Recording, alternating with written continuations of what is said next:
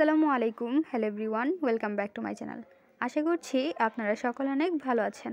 আজকে মজার একটি রেসিপি নিয়ে চলে আসলাম।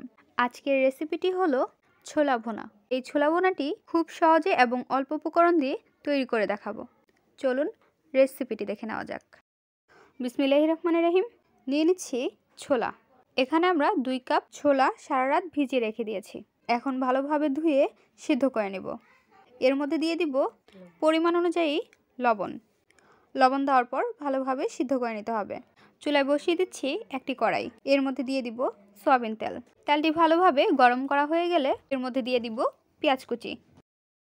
পেঁয়াজটি ভালোভাবে নাড়াচাড়া করা হয়ে গেলে এর মধ্যে দিয়ে দিব আদা রসুন বাটা 1/2 টেবিল চামচ। এখন ভালোভাবে নাড়াচাড়া করে নিব। মশলাটা যেন না পুড়ে যায় সেজন্য দিয়ে দিচ্ছি অল্প করে পানি। মরিচের গুঁড়ো 1 টেবিল চামচ, হলুদের গুঁড়ো 1/2 টেবিল চামচ, ধনিয়ার গুঁড়ো 1/2 টেবিল চামচ। এখন আমরা ভালোভাবে নাড়াচাড়া করে নিচ্ছি। ভালোভাবে নাড়াচাড়া করা হয়ে গেলে এর মধ্যে দিয়ে দিব টমেটো কুচি, কাঁচামরিচ কুচি। এখানে আমরা একটি টমেটো কুচি কুচি করে কেটে নিয়েছি এবং 7 থেকে 8টি কাঁচামরিচ কুচি কুচি করে কেটে নিয়েছি। অল্প করে পানি দিয়ে ভালোভাবে মশলাটি কষিয়ে নিচ্ছি। মিডিয়াম ফ্লেমে রেখে মশলাটি ভালোভাবে কষিয়ে নিতে হবে এবং একটু সময় নিয়ে মশলাটি কষিয়ে নিতে হবে। একটু পরপরই মশলাটি নাড়াচাড়া করে নিতে হবে। মশলাটি ভালোভাবে কষানো হয়ে গিয়েছে। এখন আমরা এর মধ্যে দিয়ে দিচ্ছি ছোলা বুট। ছোলা বুটটি আমরা ভালোভাবে ধুয়ে পানি ঝরিয়ে নিয়েছি এবং উল্টিয়ে পাল্টিয়ে নাড়াচাড়া করে নিচ্ছি। এখন আমরা এর মধ্যে দিয়ে দিব সিদ্ধ আলু। সিদ্ধ আলুটি হাত দিয়ে আধা ভাঙা করে ভেঙে নিচ্ছি। এইভাবে আলুটি ভেঙে দিলে ছোলা বুটটি খুবই আঠালো হয় এবং খেতে অসম্ভব ভালো লাগে। এখন আমরা এর মধ্যে দিয়ে দিব পানি। 1 গ্লাস পানি দিয়ে দিব। পানি দিয়ে আমরা উল্টিয়ে পাল্টিয়ে ভালোভাবে নাড়াচাড়া করে নিব। ঢেকে রেখে দিব 5 থেকে 7 মিনিটের জন্য। চলে আসলাম 6 মিনিট পর। ঢাকনাটি উঠিয়ে ভালোভাবে নাড়াচাড়া করে নিচ্ছি।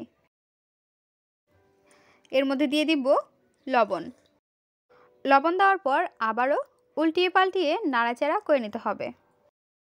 ঢেকে রেখে দিব 4 মিনিটের জন্য। চলে আসলাম 4 মিনিট পর। ঢাকনাটি উঠিয়ে নিচ্ছি। খুন্তির সাহায্যে আবারও আমরা ভালোভাবে উল্টিয়ে পাল্টিয়ে নাড়াচাড়া করে নিচ্ছি। টেস্ট বৃদ্ধির জন্য দিয়ে দিচ্ছি 1 পিস লেবু।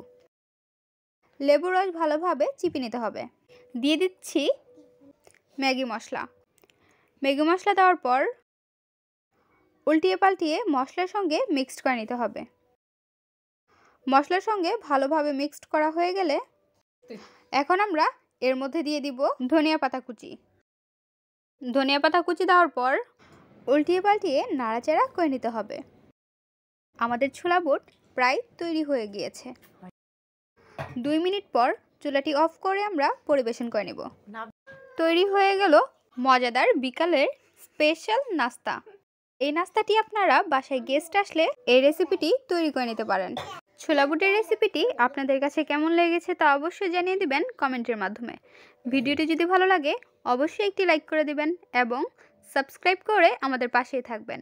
আজকের পর্বে আমরা এখানেই বিদায় নিচ্ছি গাইস। আসসালামু আলাইকুম। ভালো থাকবেন সবাই। আল্লাহ হাফেজ।